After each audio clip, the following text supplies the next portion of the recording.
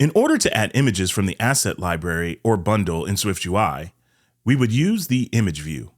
Image view supports many different file types such as PNGs, JPEGs, PDFs, and more.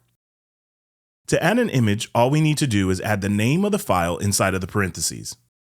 Since images are not resizable by default, if you want to resize an image in SwiftUI, we must use the .resizable modifier. If we want to scale the image to fit within the screen and also maintain the aspect ratio of the image, we can use the modifier .scaled to fit.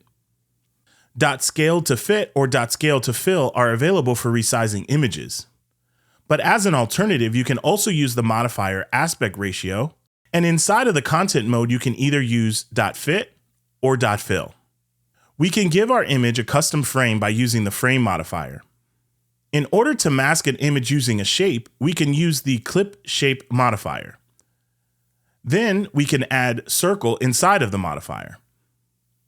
Finally, we can add a border to our image with the overlay modifier. Let's add a black border around our circle with a width of 5. We would first add the circle into the overlay. Then we would use the stroke modifier and set it to any color we want to use.